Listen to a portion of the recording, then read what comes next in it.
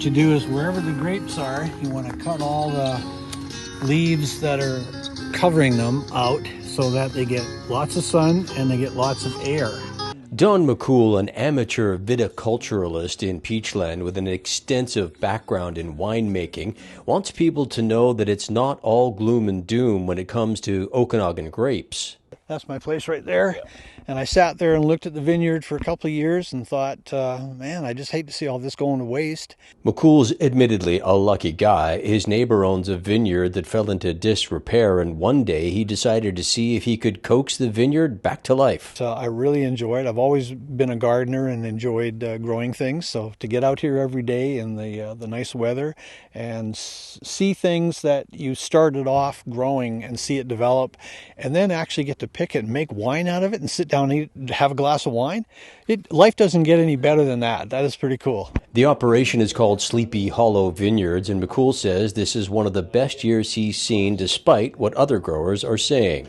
I think from people I've talked to in other vineyards and the wineries, the ones that have had the most problems are two. One's where they get a huge temperature fluctuations at the vineyard. So if you suddenly get really, really hot days, it gets really, really hot there. You get really, really cold days, it gets really, really cold. And then, of course, the age of the grapes. And the fact that these grapes were planted about 41, 42 years ago, they're well established. And the fact that you might get a week or two of really cold weather in the winter, these guys go, oh, heck, not a big deal. McCool says he credits this year's success to three main factors: well-established vines and root systems, a small size, the vineyard is only 4 acres, and, he says, music. All you have to do, I shouldn't say all, but what you have to do mainly is give them the right conditions to grow in, let them do their thing, and they want to grow. So as I said, this is a blend of both the grapes. So it's Sable Blanc and Sovereign Opal. They were blended together as the grapes and pressed and everything. They weren't made as individual wines and then blended. We put them together and made them that way.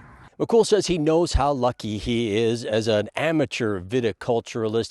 Other farmers have to work hard and they have all kinds of headaches. He puts in some sweat equity, pays for parts of the utilities. He has a good time, and at the end of the season, he gets a lovely white Sleepy Hollow Vineyard wine. Rob Gibson, Castanet News, Peachland.